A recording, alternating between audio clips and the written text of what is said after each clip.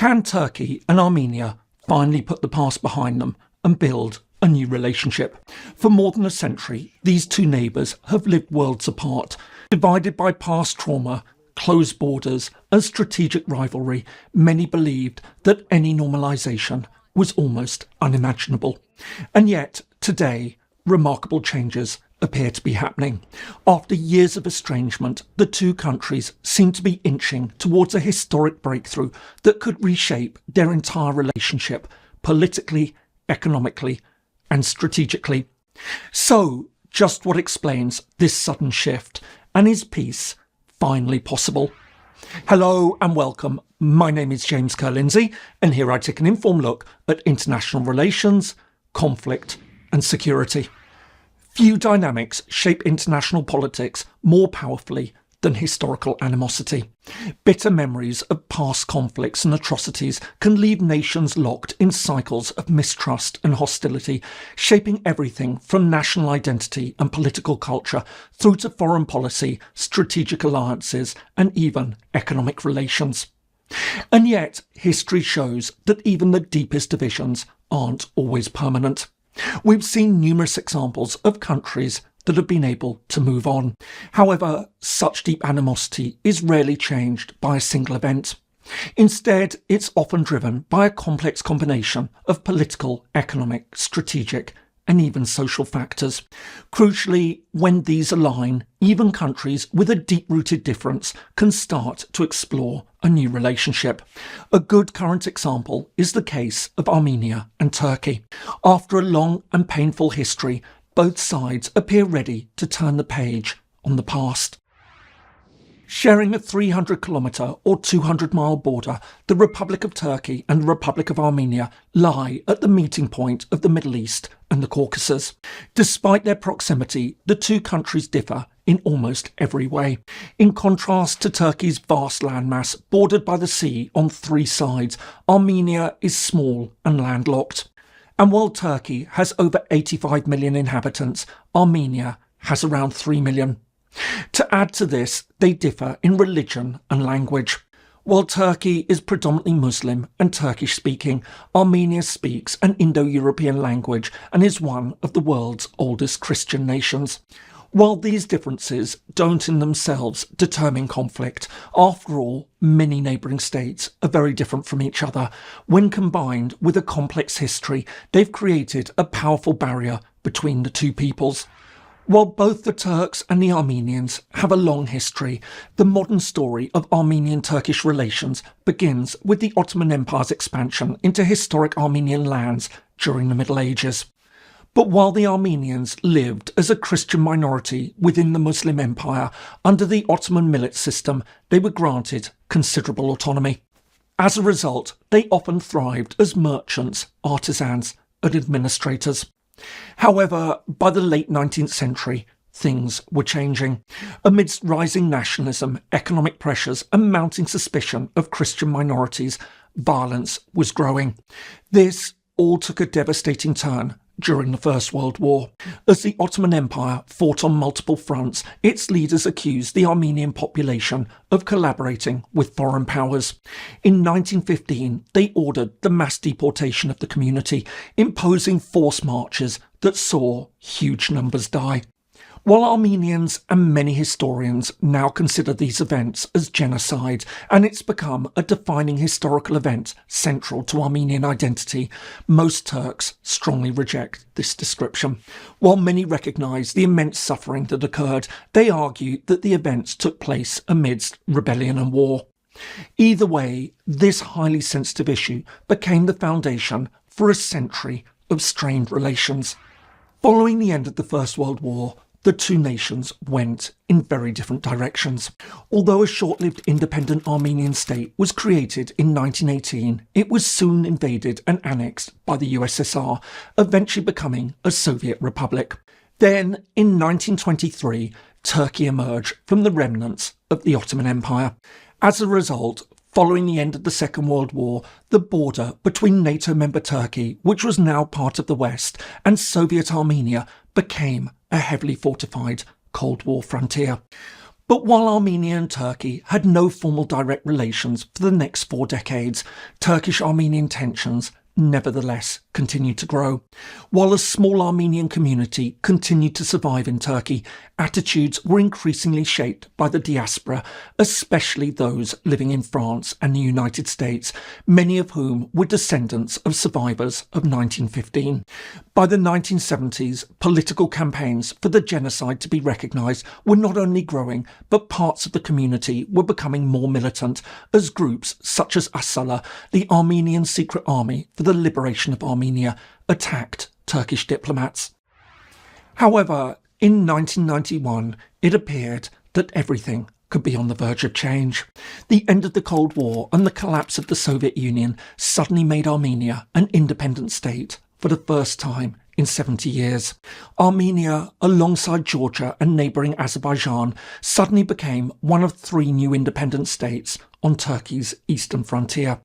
At first, there were high hopes for a positive new relationship between the 2 countries. But while Turkey quickly recognised Armenia's independence and talks opened on setting up formal diplomatic relations, the optimism was short-lived.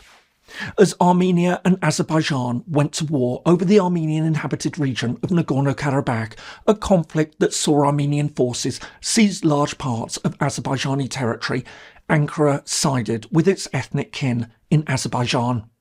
As a result, diplomatic relations were never established and the border was soon closed.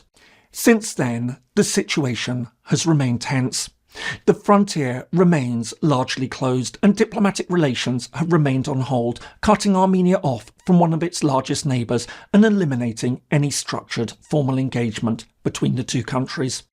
And although occasional efforts have been made to improve ties, such as the 2009 Zurich Protocols, which envisaged a full normalisation of relations, they failed to achieve a long-term breakthrough. Meanwhile, as more and more countries have recognised the 1915 genocide, broader Turkish-Armenian tensions have continued. I hope you're finding this useful. If so, please do give it a like and perhaps subscribe to the channel if you haven't already. Many thanks, and now back to the video. So, just why are there now hopes that things are changing? To understand what's happening, we have to look back to 2020 when Azerbaijan recaptured large parts of Nagorno-Karabakh in a brief but intense war carried out with Turkish support. This was followed in late 2023 by a further attack when Azerbaijan seized the remaining territory. Paradoxically, while all this was utterly devastating for Armenia, it also removed one of the biggest obstacles to Armenian-Turkish normalisation. With the conflict now over, Turkey was no longer so constrained by Azerbaijan and by those who'd always opposed any normalisation while the conflict continued. At the same time, weakened militarily and diplomatically by its defeat, Armenia also began reassessing its foreign policy direction, including its relationship with Turkey. Since then, there have been many notable signs of progress. One of the most powerful signals came in 2023 when the Armenian Prime Minister Nikol Pashinyan attended the inauguration of Turkey's President Recep Tayyip Erdogan. But there have also been other signs. In addition to a softer rhetoric from both sides, talks have opened on political, diplomatic and trade relations between the countries. Meanwhile, in addition to the partial reopening of the land border for diplomats and third country citizens, direct flights have even started between Turkey and Armenia. Taken together, all these are highly promising developments. Of course, the big question now is whether all this can lead to a complete normalisation of relations and the full opening of the border between the 2 countries. Overall, the signs are positive, especially as it would be enormously beneficial to both sides. For a start, politically and strategically, normalisation would not only transform Armenia's relationship with a key neighbour, but also reduce its dependence on nearby Russia. Meanwhile, for Turkey, it would enhance its role as a stabilising power in the South Caucasus, further strengthening its efforts to raise its international reputation. But perhaps most importantly, a new relationship would bring substantial economic advantages. Besides the immediate benefits to the regions on both sides of the border, for Armenia it would provide access to a major regional market nearby, a new trade route to Europe and the Middle East, and access to Turkish ports and transportation networks. At the same time, for Turkey, it could open up a new, albeit relatively small market.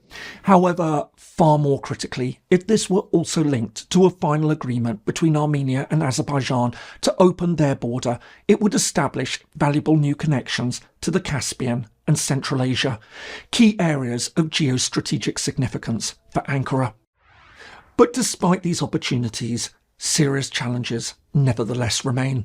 The biggest issue at this stage is the lack of a formal peace treaty between Armenia and Azerbaijan. While progress has been made towards this, as long as this remains unresolved, Ankara is likely to proceed cautiously. Secondly, there's the issue of hardliners and spoilers. While there will be those opposed to building ties across the border in both countries, some will have more reasoned concerns. For example, many in Armenia worry that opening the country's economy to Turkey could lead to a Turkish takeover. Finally, the Armenian diaspora also plays a role in this. Many strongly oppose engagement with Turkey, especially without full recognition of the 1915 genocide. Their influence can still shape Armenia's political and diplomatic positions. But even here, there are positive signs.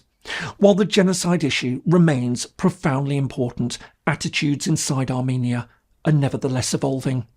Increasingly, many Armenians argue that while recognition remains important, it shouldn't be a precondition for normalisation. Instead, many now believe that improved relations could open the way for dialogue. In other words, it becomes part of the reconciliation process and not a prerequisite for it. And it's for all these reasons that after decades of tension, the relationship between Armenia and Turkey could be on the verge of a fundamental change. While obstacles may emerge, for now, leaders on both sides appear to recognise new opportunities. More to the point, if they succeed, the impact could be truly transformative.